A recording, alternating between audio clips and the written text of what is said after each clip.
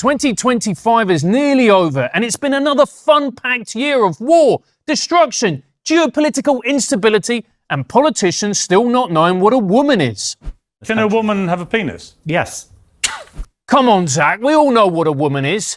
It's someone who takes what could be a 5-minute story and tells it in 20. The old jokes really are the best, but this has been the year where the Middle East became the focal point of everyone's attention. So just like every year then? That's right. The United States and Israel conducted a 12-day war with Iran to prevent them from getting a nuclear weapon.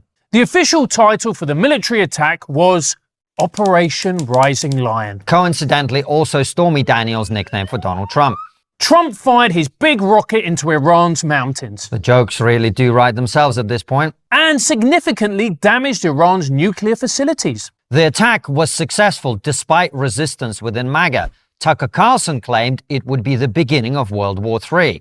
It wasn't. So he had no choice but to go back to interviewing the great intellectuals of our time. Candace Owens, Nick Fuentes and Milo Yiannopoulos, a psychopath, a narcissist and a closeted homosexual. And that's just Nick Fuentes. All that actually happened was the Iranians responded by doing what they do best, screeching about infidels, firing missiles at Israel, and eventually capitulating and signing a ceasefire. That, of course, wasn't the only peace deal. Donald Trump helped to broker a historic ceasefire agreement between Hamas and Israel, securing the return of the hostages. The only thing quieter than Hamas's guns at this point were the Hollywood celebrities who suddenly had no interest in talking about Palestine. Many have argued that Trump deserves a Nobel Peace Prize, and who could disagree? Who else could have got Javier Bardem to shut up and take off that ridiculous keffiyeh?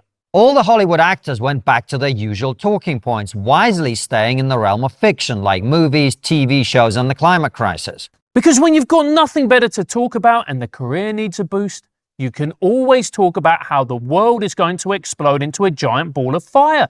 It's not all bad. If that happened, we wouldn't have to hear Hollywood lecture us about it. 2025 was also the year of ceasefires. India and Pakistan had a short war before signing one. In fact, we have some exclusive footage of that conflict. You bloody bastard bitch! You! The conflict, like every war, was dreadful, but apparently the food was excellent, which is good news for Piers Morgan, who does love a good curry.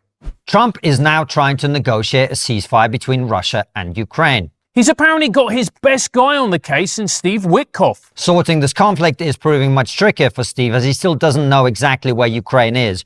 All he does know is it's been a long war, Putin's a top lad, and it's all Zelensky's fault.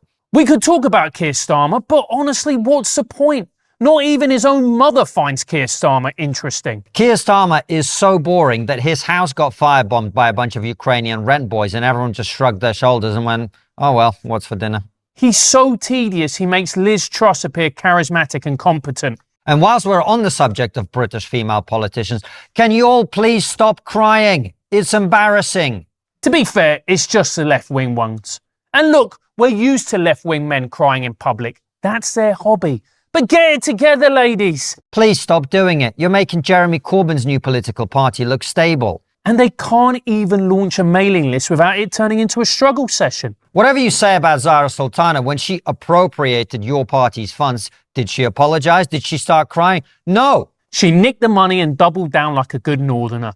She's the only MP who can claim to be anti-capitalist whilst running the most successful one-woman startup in Westminster. Because we know that the only way to defeat transphobia, racism and capitalism is having 600 grand that doesn't belong to you in your bank account.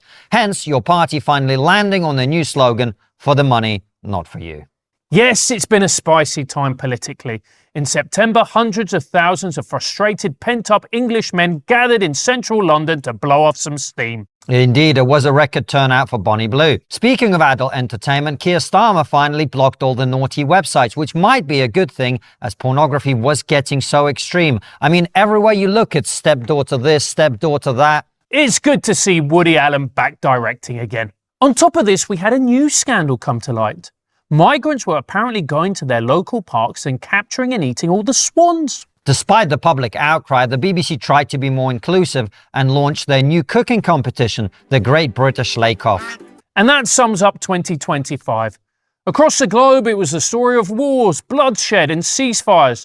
Whilst in the UK, it was crying left-wing politicians, open borders, and a big bonfire. Otherwise known as the British economy. But don't worry, the Bank of England have set up a link on their website where you can buy them a coffee. See you in 2026, folks. This we know, the cornerstone is Christ alone.